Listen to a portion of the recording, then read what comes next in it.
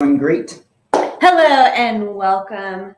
If you want to know how to go from earned income to income producing assets, then you want to tune in today. Tag anyone you know that may want to learn about this. Like, comment, share, let us know where you're tuning in from. And we're going to talk about earned income, going from earned income to income producing assets. Yeah, so this is actually a very interesting topic because a lot of people want what they call passive income. They want to go from working at a job or working from somewhere, and how do you actually then use that to go create assets that produce income to you? And it's not as complex. It's not easy necessarily, but it's not as complex as people might make it seem. So we thought we would take that topic up. I did a video on this yesterday, and we thought we were going to expand on talking about some simple things you can do to head in that direction. Okay, so let's look at some definitions. Let's talk about what some of these things mean, like earned income. Let's talk about what that means. Basically, what? Somebody said it like my shirt. So thank you. Appreciate It is that. a nice shirt. I like it too. So when we're talking about earned income, this is income that you're actively earning. So maybe you have a job and you work for a company and you actively go there and earn your paycheck. Or let's say you're self-employed. And so maybe there's a product or service that you sell. And so you are actively marketing yourself, selling to your clients and customers, and you are doing the actions to make the business work. Oh, I didn't get these going, huh? Or you could be a business owner and you could be working in or on your business. So if you're a business owner and you're doing some of the tasks that make the business run, maybe you're doing sales or marketing or managing, and that's like working in the business. Working on the business would be like overseeing, and maybe there's people in each of the roles handling those tasks, running the business, and you're kind of overseeing with the vision and the direction of the company and making sure that everyone is wearing their hat, in their role and getting things done. So that's earned income when you are actively doing something to earn the money that you're receiving, to do an exchange. And then, we're not necessarily talking about specifically passive income, but income producing assets can produce passive income. Yeah. And that's basically, you're not actively doing something to earn that money. So like you could have a real estate property that, is cash flowing because you have renters in there. And so you are not going and building the house. You own the house and then you're collecting the rent. And so essentially that is passive income. Yeah. And there's been recently on social media, I see a lot of people who are like, you're just gonna work at a 9 to 5, and they get anti people who work a 9 to 5 job. First of all, despite being a business owner, I work more than 9 to 5. Okay. Well, and I can tell you that people who are hating on 9 to 5s, they're not business owners; they're self-employed. Yeah, it's only you in the deal, which is nothing wrong with that. But don't hate on other people because people are at different stages of life. I learned tremendous skills by working at a job and working for an employer. Not everybody wants to have a business, but it doesn't mean because you don't want to own a business or have a business or run a business or all the things that go along with having a business or being the owner of a business that you have to be responsible for. Doesn't mean you can't then take some of your earned income. Anybody can do this no matter where they are. So you can work at a job and you can still be able to do some of these things and still buy income producing assets, even though you're working at a job. It would be our goal is to be able to help our staff be able to put themselves in that position. Why wouldn't we? So it's very important to understand that no matter where you are, there's nothing wrong with having a job. So I will work. We come to the office every day. here from 9 a.m. to 5 p.m. We work like 9 to 100. and then I might go home and do other stuff. And then on the weekends, I might do some other business related stuff. And then we got different business aspects of our business. All of these different things that that we get done, right? So just because somebody is a business owner does not mean they're not working 9 to 5. You're still working the same damn hours, okay? So, or even more sometimes. Can I also say something really quick about the 9 to 5 haters? Also, is that if you ever want to have a business and you ever want to be in a position to hire people, think about the attitude that you have right now about being an employee, and think about how you're going to feel hiring people. You're going to assume that they're going to hate working that 9 to 5 also. And you're going to assume that they're not going to be doing a good job because they're going to hate it. And then you're going to treat them like that. Or you're going to think, well, I can't hire anybody because like I hated my 9 to 5 and I don't want them to hate their 9 to 5. So you got to look at like where you are and how can you do the best in the position that you're in. And then think about like where you want to be and what you're going to have to handle. I remember there were jobs that I resented and wanted to be doing something else. And then becoming like a business owner and then an employer. And you see things very differently as far as the exchange that you want to have as an employer with your employees. And so just think about where, if you want to be self-employed forever, then that's fine. You can go hate on something you don't really know about, but just think about other people's viewpoint and what you're actually saying and doing. And like people that hate on rich people, they will never be rich because you're not going to become something that you hate. So if you want to become something that you're hating on, then you got to switch your mindset. Yeah. That's all I got to say about that. Yeah. So there's nothing wrong with going out and working hard, earning that income. The main idea is that you don't spend everything that you make. There's a basic rule that you have to have in your household and your business. Always operate with this rule. Your income has to be greater than your expenses plus reserves. Plus reserves, because you got to have reserves.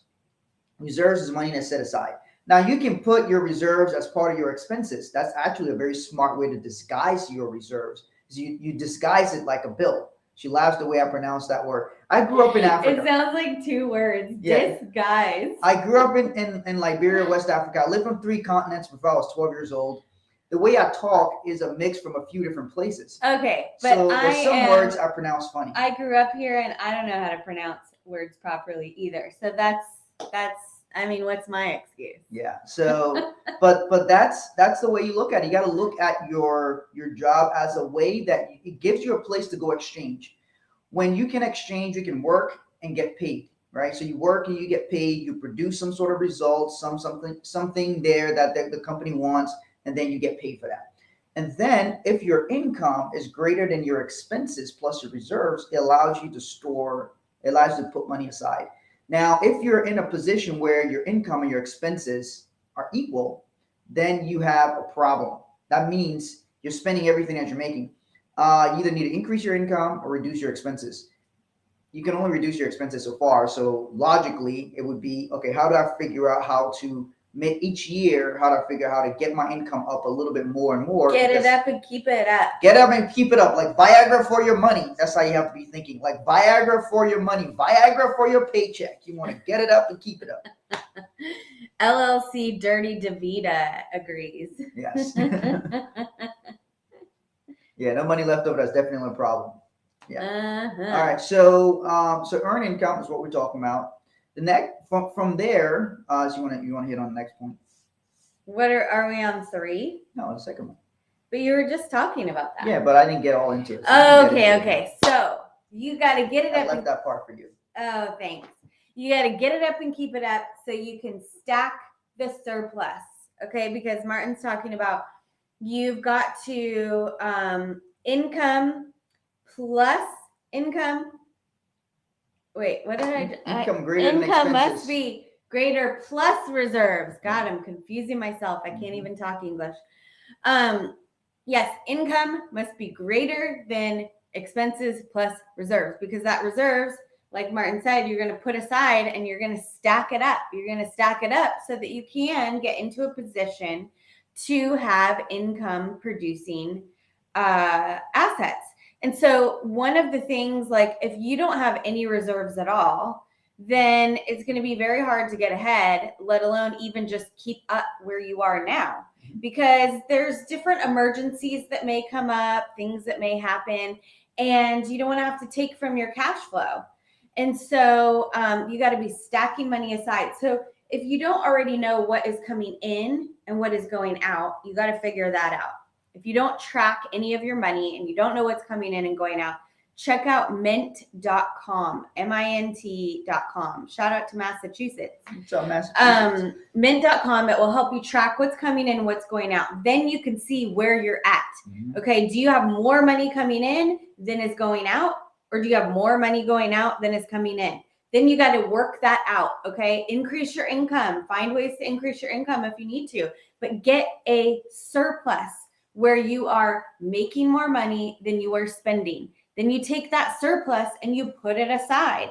And as you're stacking it up and stacking it up and stacking it up, now if you have an emergency, you may have to use some of it. So you want to be always looking at how can you increase your income more so you can create more surplus and put more money aside so that you can then use that to go get income producing assets. So a lot of people we talk about, a lot of people that we talk to, they ask us for help with their finances. And one of the first questions is, tell us a little bit about your financial situation. Where are you? If you're living paycheck to paycheck, you're not going to be getting income producing assets. Okay, so the first thing is increase your income. If you have a surplus, you're making more money than is going out. Well, what are you doing with it? Are you saving it or are you spending it? If you're spending it, well, look at, is it things that are going to help you get ahead or help you get income producing assets? If not, make some changes. Yeah. And if you're a realtor, because a lot of different realtors follow us. If you're a realtor, one of the things you should be looking at is teaching people about how they can use real estate for income. Even if that's not your specialty, talk about that, because people who are interested in real estate will follow that. Because a lot of times people are interested in real estate, not just for their personal residence. They're looking at real estate for an asset, an asset that pays them. Their personal residence, they have to pay. The equity in your property might be your asset, but you can't until you borrow against the equity or refinance and pull it out. It doesn't pay you. You pay it. You pay the house. You don't pay the equity, but you pay the house. So Dirty DeVita says, it's crazy how me having children opened my eyes to all of this. When it was just me, I was a doofus.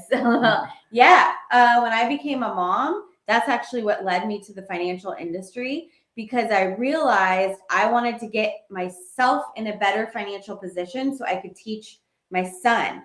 And so I realized there were some things that I didn't know. And also being a parent, man, there's some things that you will do for your kids that you didn't even think about doing for yourself, like getting out of bad relationships and not doing stupid things with your money and not partying and not this and not that, and like taking care of yourself.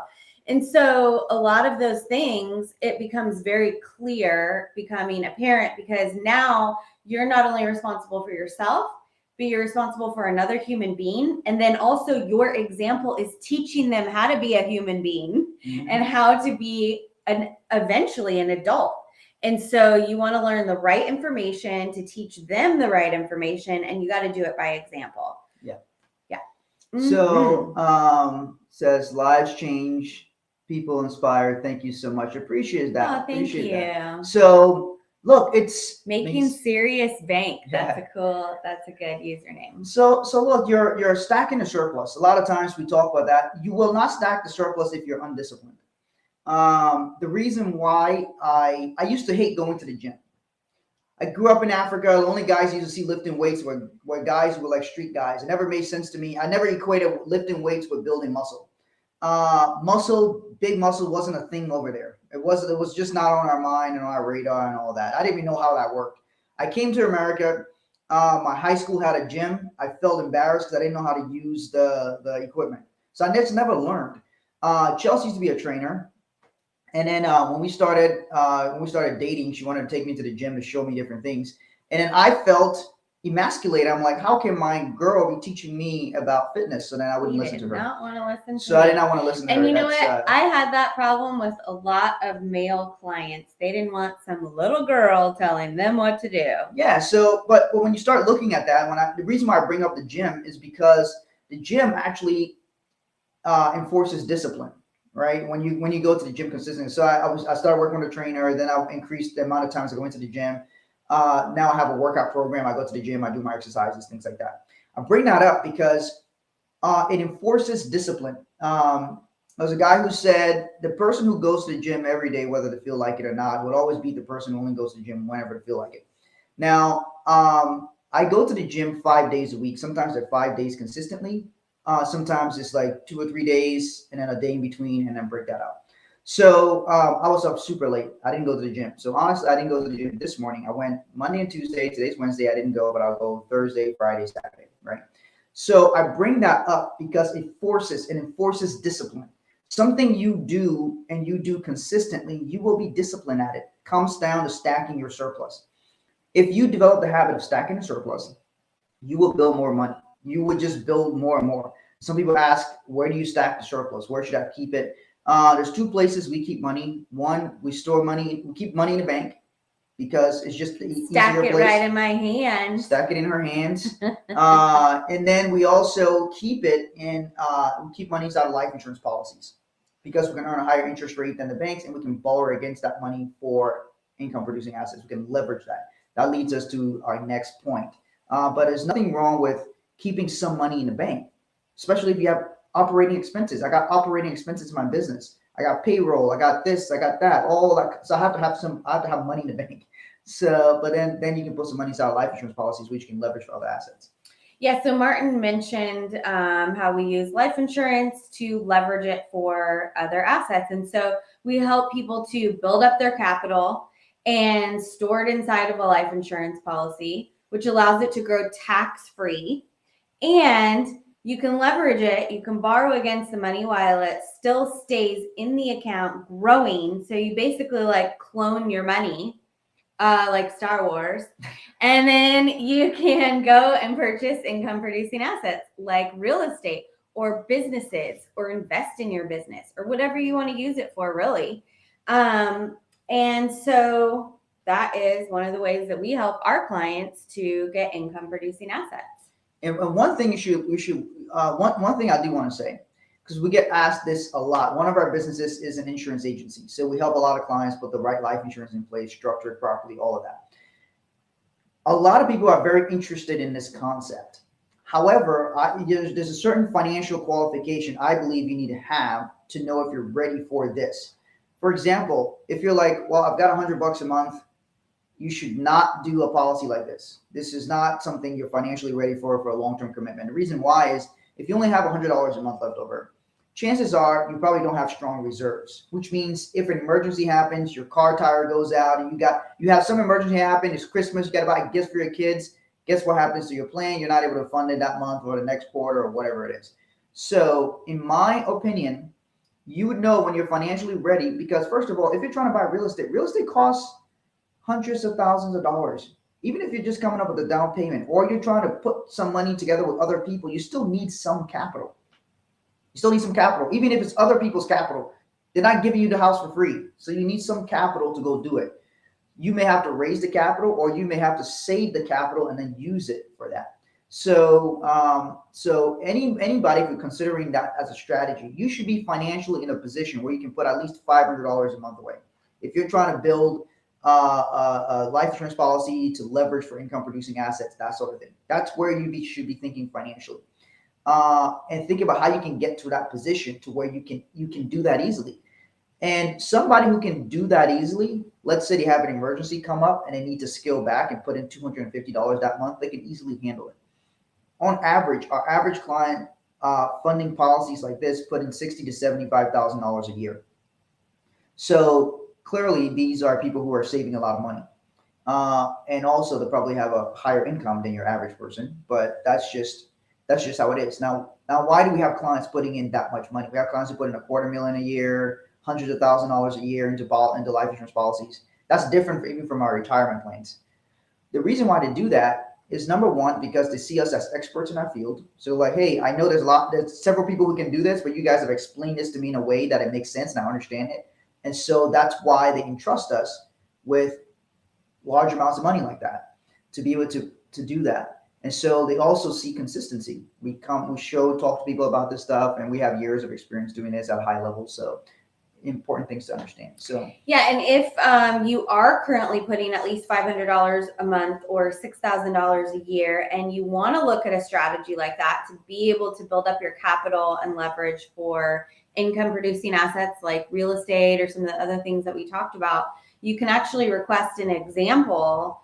We can put together an example of what your numbers would look like in a strategy like this. You can go to sixbuildingblocks.com/bank, sixbuildingblocks.com/bank, and we can put together an example so you can see that.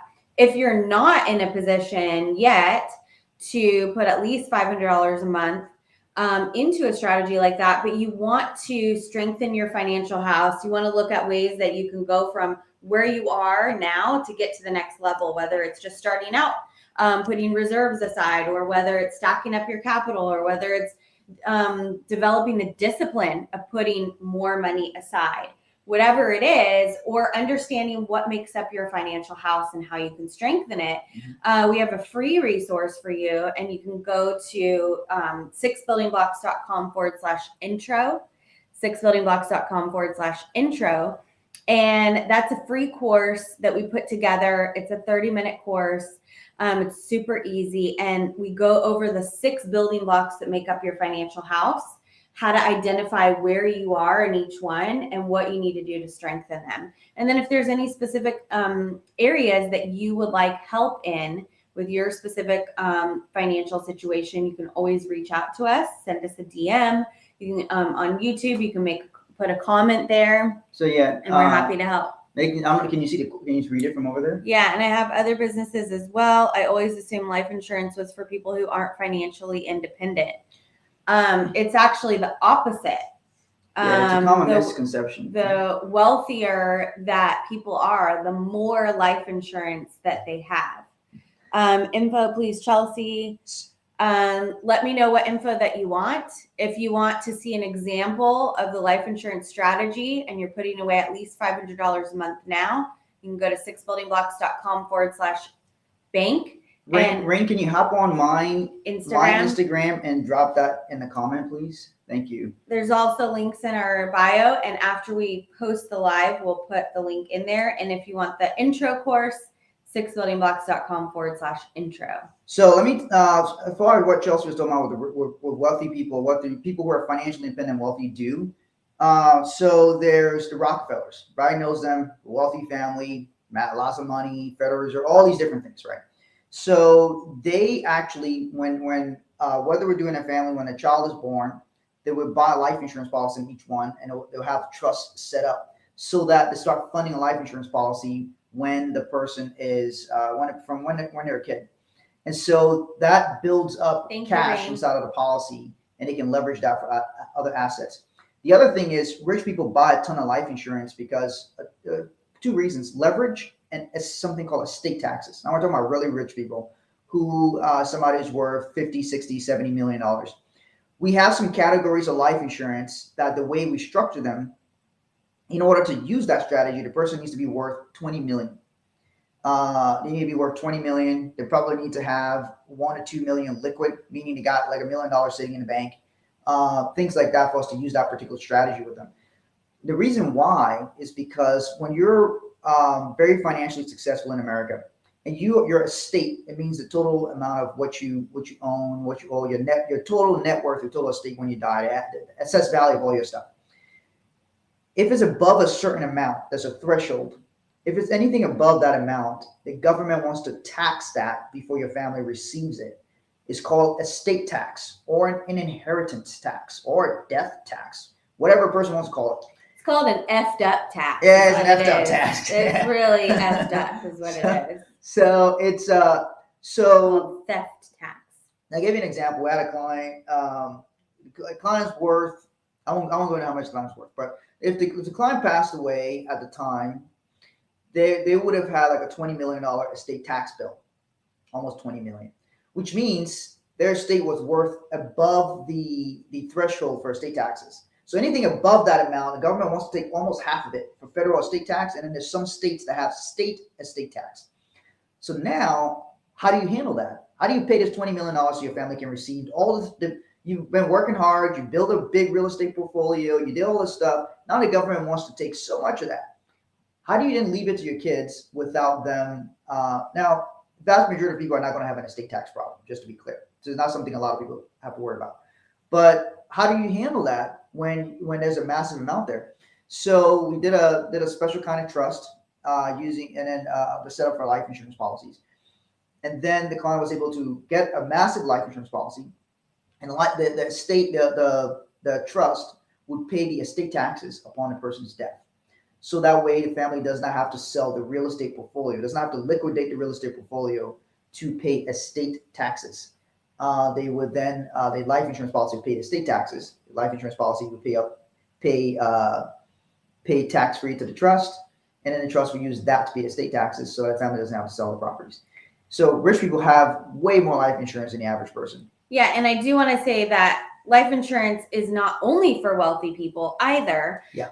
It's really how the rich get richer and the poor get poorer, because a low-income family or even a middle-income family who does not have life insurance and they lose an income-producing, family member, then they lose that income. Or even let's say that person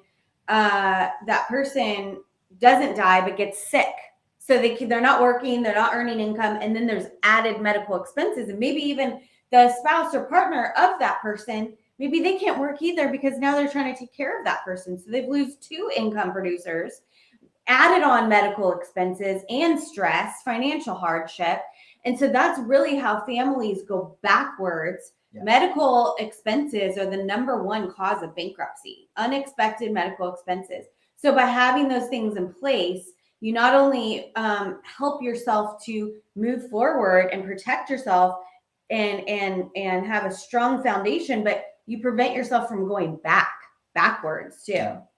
So you don't want to go back. You want your lady to back that thing up, but you don't want to go back financially, okay? How am I getting added to this every morning? So you're not personally added if you're in our group, Building Unbreakable Finances in Your Life and Business.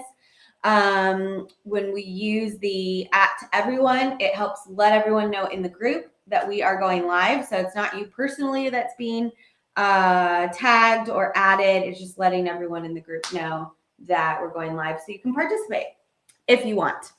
So anything else? Nope. All right. So thank you so much for joining us. We hope that you enjoyed. Definitely got to back it up. Yes. We hope you enjoyed this content. If you have any questions, please feel free to reach out and check out the links that we provided.